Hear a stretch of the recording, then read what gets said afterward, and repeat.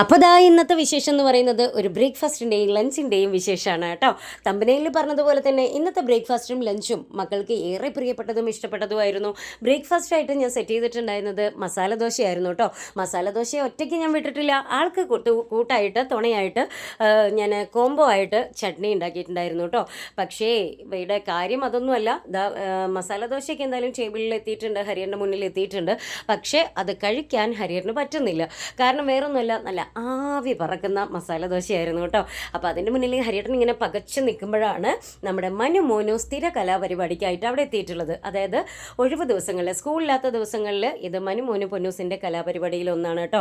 അതായത് മക്കൾക്ക് അച്ഛൻ്റെ കയ്യിൽ നിന്ന് ഒരു പങ്ക് വാങ്ങും വേണം, അച്ഛന് മക്കൾക്ക് കൊടുക്കുകയും വേണം എന്നുള്ളതാണ് ഈ കലാപരിപാടി. അപ്പോൾ ഒന്നാമൻ വാങ്ങിപ്പോയി, രണ്ടാമൻ വന്നിട്ട് അച്ഛനോട് പറഞ്ഞു ആ മസാല കുറച്ചും കൂടി അങ്ങോട്ട് എടുത്തോളൂ എന്ന്. പക്ഷേ പണി കിട്ടി, മസാല കൂടിയപ്പോൾ ആൾക്ക് ചൂട് കൂടി. അവിടെ നമ്മളെ പുറത്ത് കാണിക്കാതെ ആ ചൂട് ആൾ സഹിച്ച് അങ്ങനെ വേഗം അവിടുന്ന് രക്ഷപ്പെട്ടു പോയിട്ടുണ്ട് കേട്ടോ. അപ്പോൾ ഇതിനിടയിൽ പൊന്നുസൂട്ടി അപ്പോൾ എവിടെ എന്ന ചോദ്യം വന്നേക്കാം അല്ലേ. ആൾ കുളിച്ചുകൊണ്ടിരിക്കുകയാണ്, അതുകൊണ്ട് തന്നെ ഇന്നത്തെ പങ്കിൽ ആൾ ഉൾപ്പെട്ടിട്ടില്ല കേട്ടോ.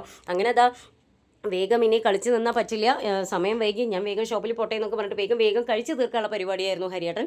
അതിനിടയ്ക്കാണ് ഞാൻ വീണ്ടും ഹരിയേട്ടന് പണി കൊടുത്തുകൊണ്ട് ഒരു മസാല ദോശയും കൂടെ അവിടെ കൊണ്ടുവന്ന് വെച്ച് കൊടുത്തിട്ടുള്ളത് കേട്ടോ. അപ്പോൾ എന്തായാലും ആൾ അതെല്ലാം ഫുള്ള് കഴിച്ചിട്ടുണ്ട്. കഴിച്ച് അങ്ങനെ ആൾ ഷോപ്പിൽ പോയി. അതിൻ്റെ പുറകെ മക്കൾ ടേബിളിൽ ഇരുന്നിട്ടുണ്ട്. ഇപ്പോൾ അവർക്കുള്ള ഫുഡും അവിടെ കൊണ്ടുവന്ന് വെച്ച് കൊടുത്തിട്ടുണ്ട് കേട്ടോ.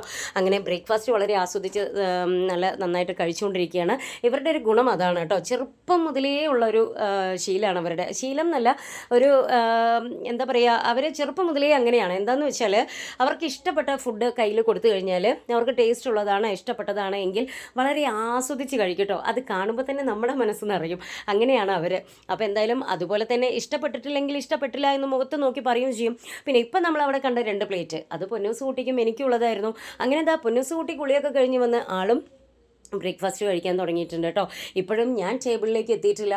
കാരണം വേറെ ഒന്നുമല്ല, മക്കൾ പറഞ്ഞു അമ്മേ ചൂടോടെ കഴിക്കുമെന്ന് പറഞ്ഞു. പക്ഷേ ഞാൻ നമ്മുടെ ആ കിച്ചണിലെ ക്ലീനിങ്ങും കൂടെ ഉണ്ട്, കഴിഞ്ഞിട്ട് വന്ന് സമാധാനത്തോടെ ഇരിക്കാമല്ലോ എന്ന് വിചാരിച്ചിട്ട് അവിടെ ക്ലീൻ ചെയ്യായിരുന്നു കേട്ടോ. അപ്പോൾ മക്കൾ പറഞ്ഞു അമ്മ ഇത് കഴിഞ്ഞിട്ടും അത് ക്ലീൻ ചെയ്യാമല്ലോ, ഇത് ചൂടോടെ കഴിക്കൂ എന്ന് പറഞ്ഞു. പക്ഷേ നമ്മളത് നിൽക്കില്ലല്ലോ അല്ലേ. നമുക്ക് ചൂടോടെ കഴിക്കണമെന്ന് ആഗ്രഹം ഉണ്ടെങ്കിലും നമുക്ക് ക്ലീനിങ്ങും കാര്യങ്ങളും അത് പക്കയായിരിക്കണം അല്ലേ. എന്നിട്ട് ഇങ്ങനെ വന്നിതാ ഇങ്ങനെ തണുത്ത് പോയാലും അത് കഴിക്കുമ്പോൾ നമുക്കൊരു സമാധാനം അല്ലേ. എന്നതുപോലെ അല്പം കുറച്ച് തണുത്തൊക്കെ പോയിട്ടുണ്ട്, എന്നാലും അത്യാവശ്യം സമാധാനത്തോടെ പണികളെല്ലാം കഴിഞ്ഞു എന്നുള്ള സമാധാനത്തോടെ അവിടെ ഇരുന്ന് ഇങ്ങനെ ബ്രേക്ക്ഫാസ്റ്റ് കഴിക്കുകയാണ് കേട്ടോ.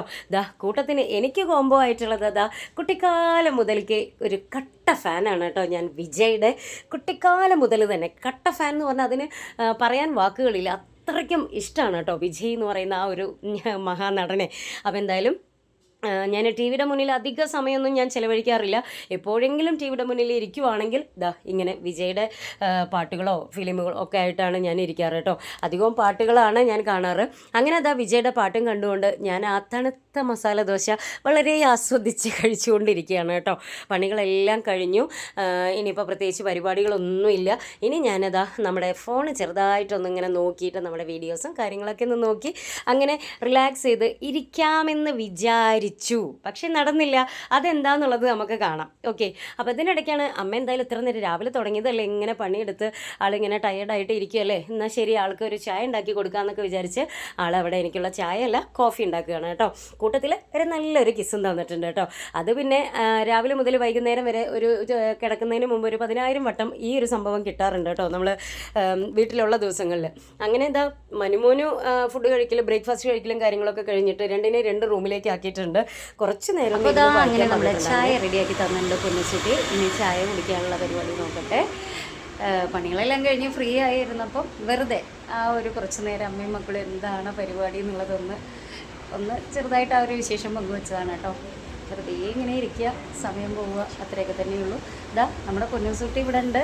ആള് അങ്ങനെ നമുക്ക് കോഫി ഉണ്ടാക്കി തന്ന ആൾ അവിടെ എത്തിയിട്ടുണ്ട്. തൊട്ട് മുന്നിൽ ആൾ അവിടെ ഇങ്ങനെ ഇരിക്കുന്നുണ്ട് കേട്ടോ. അപ്പോൾ അതിനിടയ്ക്ക് ഹനിയൻകുട്ടി വന്ന് ചേച്ചിക്കുട്ടിയോട് കൊണിയാണ് കേട്ടോ. അത് അപ്പോഴേ പണികളെല്ലാം കഴിഞ്ഞിട്ട് പിന്നെ എന്താ ഇവിടെ ചെയ്യണമെന്നല്ലേ, പണികളെല്ലാം കഴിഞ്ഞെന്ന് വിചാരിച്ചിട്ട് അവിടെ പോയി സുഖമായിട്ട് ഫോണും നോക്കി ഇരിക്കുകയായിരുന്നു കേട്ടോ. അപ്പോഴാണ് ഒരു പണി കിട്ടിയത്. വേറൊന്നുമല്ല, നമ്മുടെ വാഷിംഗ് മെഷീനിലേക്ക് നമ്മുടെ വാഷ്റൂമിൻ്റെ അകത്തുനിന്ന് വെള്ളം വരാനായിട്ടൊരു പൈപ്പ് ഉണ്ട് കേട്ടോ. ആ പൈപ്പ് ഇതിനകത്തോട്ടിട്ട് വെള്ളമൊക്കെ വാഷിംഗ് മെഷീനിൽ വെള്ളം നിറച്ചു. അത് കഴിഞ്ഞ് ഓഫ് ചെയ്തു. പക്ഷേ പൈപ്പ് അവിടെ ചെറുതായിട്ടൊന്ന് ഫുള്ളായിട്ട് ടാപ്പ് അടച്ചിട്ടുണ്ടായിരുന്നില്ല, ചെറുതായിട്ട് ലീക്ക് ചെയ്യുന്നുണ്ടായിരുന്നു. ആ വെള്ളം ഇതിലൂടെ പോയി നല്ല പണി കിട്ടി. ഇപ്പം അത് തുടച്ചുകൊണ്ടിരിക്കുകയാണ് കേട്ടോ. ഇനി ഇത് തുടച്ച് ഈ വെള്ളം മൊത്തം നമ്മുടെ വാഷ്റൂമിലേക്ക് പിഴിഞ്ഞ് കളയണം. അപ്പം എങ്ങനെയാ, ഉഷാറില്ലേ എല്ലാവരും? ഇതാണല്ലേ പണിയെല്ലാം കഴിഞ്ഞ് ഫ്രീ ആയിരിക്കണമെന്ന് വിചാരിക്കുന്ന സമയത്ത് ഓർക്കാപ്പുറത്ത് കിട്ടുന്ന ഒരു പണി എന്ന് പറയുന്നത് ഇതല്ലേ. അപ്പം എന്തായാലും ഞാൻ വേഗം ഇതൊന്ന് തുടച്ച് കളയട്ടെ കേട്ടോ.